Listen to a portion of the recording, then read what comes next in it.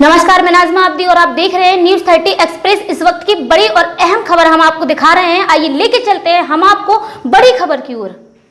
Test tube baby तकनीक से संतान पाने की चाह रखने वाले किश्तों में दे सकते हैं इलाज का पैसा। झांसी में निसंतानों को अब संतान पाने की चाह में इलाज के लिए दूसरे शहरों में नहीं भटकना पड़ेगा, क्योंकि बुंदेलखंड के झांसी में आधुनिक तकनीक के द्वारा इसका उपचार कराना संभव होगा। साथ ही महंगे इलाज में गरीबों को राहत देते हुए इलाज पर खर्च होने वाली रकम भी दंपत्ति किश्तों में दे सकते हैं।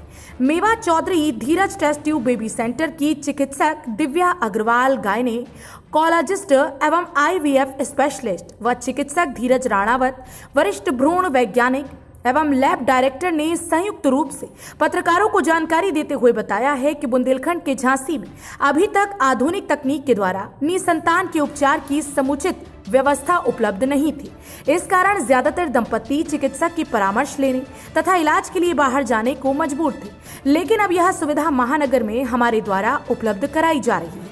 मेवा Chaudhary test tube baby centre में आधुनिक तकनीक एवं PGTA और PGD तकनीक सुविधा उपलब्ध है। बुंदेलखंड के अंदर यह पहला आधुनिक सेंटर है। इसके संचालन से बुंदेलखंड वासियों को काफी लाभ होगा। अन्य शहरों में इलाज कराने के लिए दंपत्ति को बाहर जाना पड़ता था, जिसके कारण इलाज के साथ साथ आने जाने में भी और रुकने में उनका काफी पैसा खर्च होता था। हमने यह सेंटर झांसी में स्थापित कर झांसी सहित बुंदेलखंड के लोगों को राहत देने का कार्य किया। इसके साथ ही आर्थिक रूप से कमजोर दंपत्ति को इस इलाज में राहत देते हुए इस पर आने वाले खर्च की धनराशि को किश्तों में देने की भी सुविधा प्रदान की है।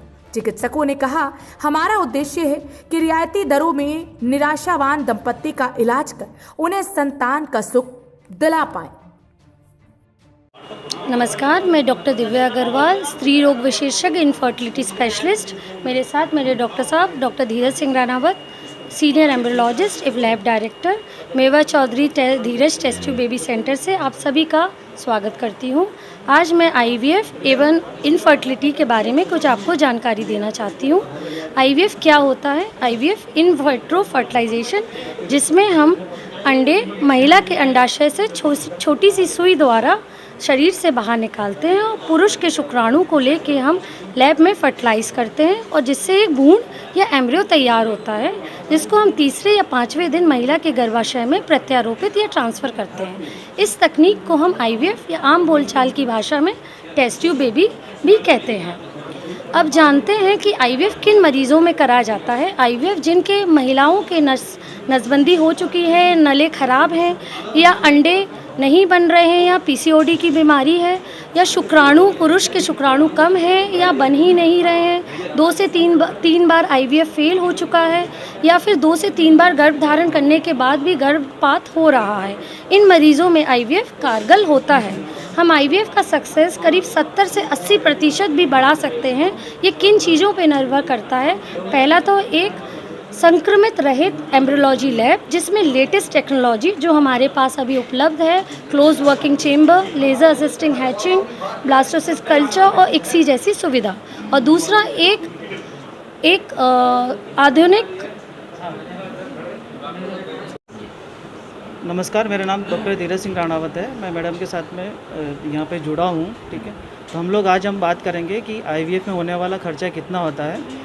IVF में होने वाला खर्चा मुख्यतः 2 भागों में हम लोग बांटते हैं। पहला हम लोग उसको देखते हैं कि उसका जो डॉक्टर का अनुभव, डॉक्टरी और अनुभव एम्ब्रियोलॉजिस्ट के माध्यम से जो खर्चा आता है वो 40 से 50। इसके अंदर हम लोग एम्ब्रियोलॉजी लैब का पूरा खर्चा देते हैं, OT का खर्चा होता है, एनेस्थीसिया का खर्चा होता है, और दूसरा पार्ट हम लोग लेते हैं जिसमें से 80 से 90 हज़ार का खर्चा आता है। वो मुख्यतः होता है इसके हार्मोन्स के ऊपर डिपेंड्स करता है कि अंडे की जो कितना देना है हम लोगों को।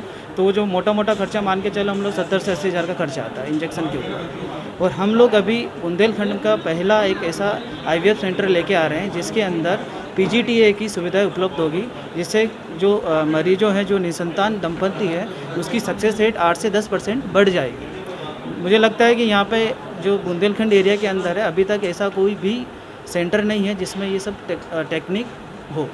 मेट्रोस के अकॉर्डिंग जो है, अगर हम बात करें झांसी की, तो यहाँ क्या खर्चे में क्या डिफरेंस रहता है? खर्चे में आप मोटा पकड़ के चलो, क्योंकि यह पेशेंट यहाँ से मूव करके बाहर जाता है तो उसका आने जाने का खर्चा में 1 से 1.5 लाख रुपए का फ़र्क आता है इसमें।